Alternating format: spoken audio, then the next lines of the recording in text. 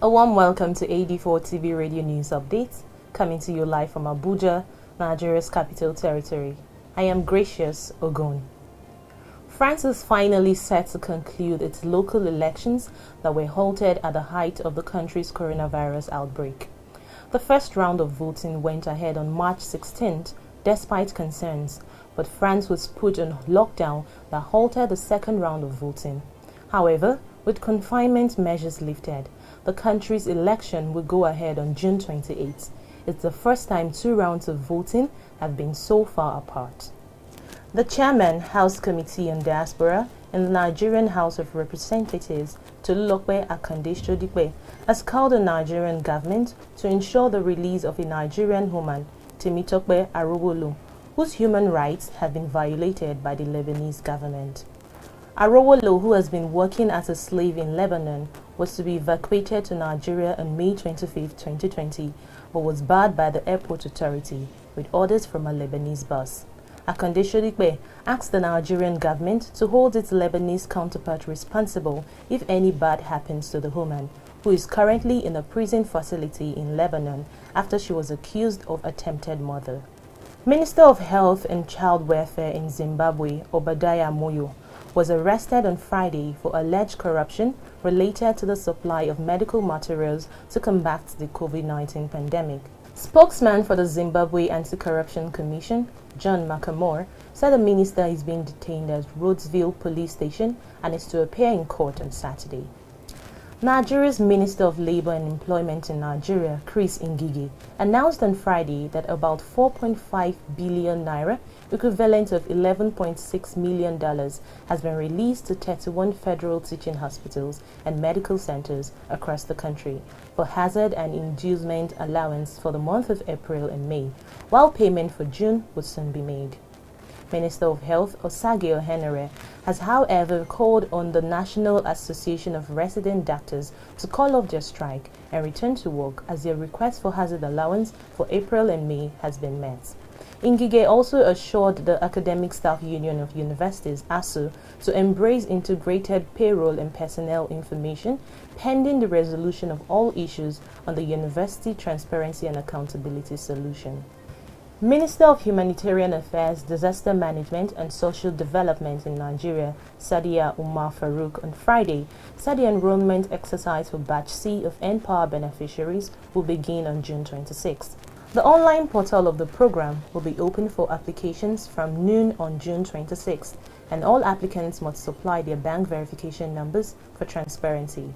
Batch A beneficiaries of the scheme will exit on June 30, while those in Batch B will exit the program on July 31, 2020. The NPower program was inaugurated by President Muhammadu Buhari in 2016 under the National Social Investment Program to lift citizens out of poverty through capacity building, investment, and direct support. We'll take a break now. When we return, Malians call for President's resignation. Stay with us. Details coming shortly. Mental health and the COVID-19.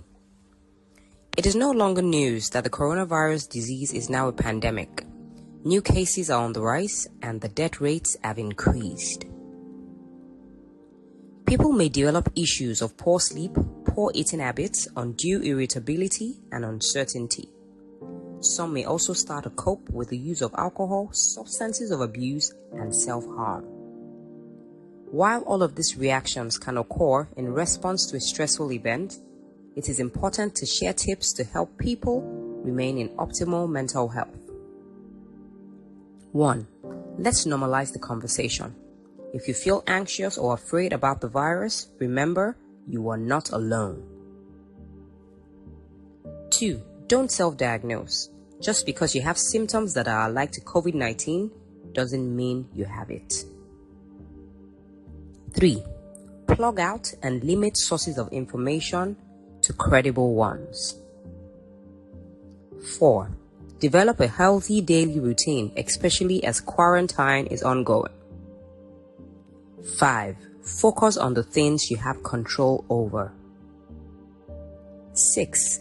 Practice social distancing, not social isolation. Utilize online channels to keep in touch with friends, family, and loved ones. 7. Avoid maladaptive coping techniques such as drinking and smoking excessively or self-harm. 8. Educate children, the elderly, and loved ones on social distancing, quarantine, and how to keep safe. 9. Take care of yourself by eating healthy and sleeping well. 10. Create time for self-development via reading and online webinars. 11. If you or anyone you know has a physical or mental health problem, please use your medications and encourage them to do same. 12.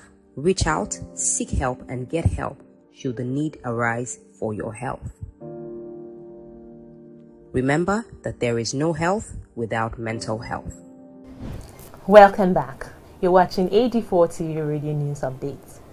A coalition of opposition groups in Mali, led by conservative Imam Mahmoud Dicko, gathered in the capital Bamako, calling for the president Ibrahim Keita to resign due to escalating jihadist and intercommunal violence. The president had promised to form a new government with opposition members, but despite negotiations between the two sides earlier this week, the protest has gone on as planned. Dicko at the rally led prayers while opposition politician Cheick Sissoko delivered a speech instigating protesters until the president steps down. Twitter has permanently suspended the account of extreme right-wing British columnist Katie Hopkins for violating its hateful conduct policy. Hopkins is well known for her anti-immigrant views and was previously suspended from Twitter for a week in January. A spokesperson for Twitter, who did not elaborate on the exact tweets or content that had violated their policy, said the safety of Twitter is of top priority and its abuse and hateful conduct will not be accepted, as it will continue to take action when its rules are broken. American Nick Watney has withdrawn from his golf club RBC Heritage after testing positive for coronavirus prior to round 2. Watney, aged 39, had earlier delivered a negative test before the tournament and shot a 3 over par 74 in the first round. However, a PGA statement said that prior to arriving at the tournament on Friday, Watney indicated he had symptoms consistent with the illness.